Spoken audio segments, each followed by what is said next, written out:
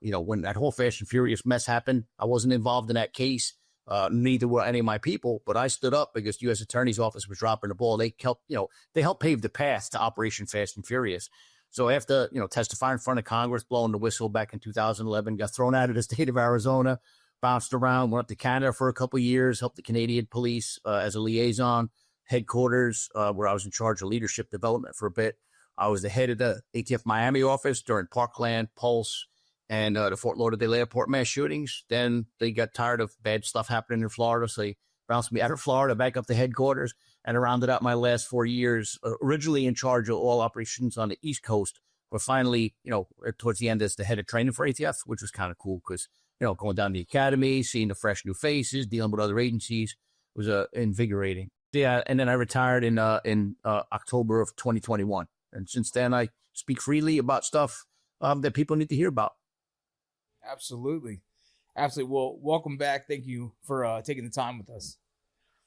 Sure. So the big thing we have questions about, and again, whatever I would love to hear it, is if you could walk us through this Project Thor. So first, what was Project Thor for the audience?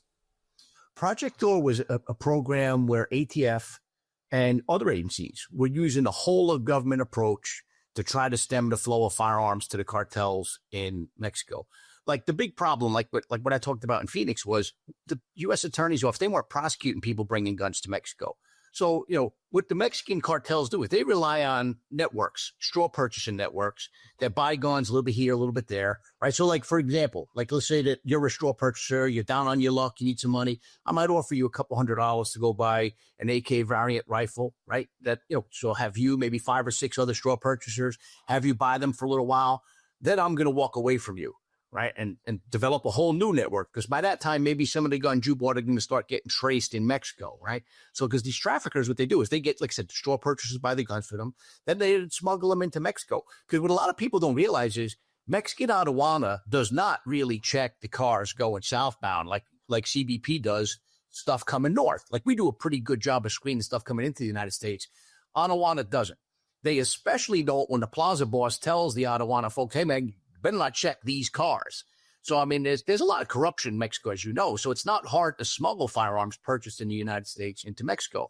So like the same scenarios that we saw in Arizona, where we identified these networks, we were trying to get them prosecuted, they're now happening all over the United States because the cartels have a footprint in every state, including Alaska, including Maine. So when they need guns, they're telling people up here, hey, buy the guns. The straw purchasers who have clean records, right? Because they're regular people. They got driver's licenses, no criminal histories. They can go in, they could pass the background check. But when they go in to buy that gun, they go in knowing that they're not buying it for themselves. They know they're going to hand that gun off to a trafficker or some cartel, straw purchase cell network handler. And then those guns make their way south. Now, the big difference between Fast and Furious and what was going on with this Project Thor was Fast and Furious started, the agents involved in that case were not communicating with Mexico. They were not communicating with the ATF people in Mexico. They weren't really communicating with other law enforcement. Their intentions were to let the guns go to Mexico.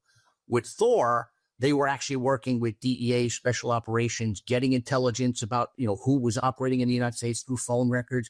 They were working with Homeland Security investigations, postal inspectors. It was a whole of government approach in which they were trying to interdict firearms before they made their way into Mexico to identify these networks and to prosecute them. Look, in some parts of the country, prosecution is the challenge, and then there are other parts, it's, staffing, all kinds of things. You were in the law enforcement world, how it goes. Yeah. So that's interesting. It sounds like Project Thor was actually extremely successful. And from what I was reading is that there's nowhere to find anything that says it wasn't working. Is that correct? Correct. My understanding is it was good. They were building cases. They were doing what cops and agents are supposed to do. They were following the evidence, following the information, flipping people, getting people prosecuted. And then in roughly 2021, things changed. Now, here's the weird thing. The agents that were running that program, it was kind of like an OSTEF case where they were getting funding to run the program because, it's not cheap to do these interagency operations. It was briefed all the way up to the National Security Council and some people very, very high up in DOJ. But then in 2021, they decided to go in another direction and they shut it down. But it's weird because I've spoken to people that were involved in it on the Mexico side and on the U.S. side. And look, that's the important thing. Remember, Fast and Furious, they weren't talking to the Mexican government, those agents, and they weren't talking to the ATF folks in Mexico. Here, this was happening. And my understanding is the ambassador to Mexico at the time when it started was a guy named Landau. And he was like psyched about it. My understanding is he really liked it. He was enthusiastic about the project. Then Biden brought in Salazar to replace Landau.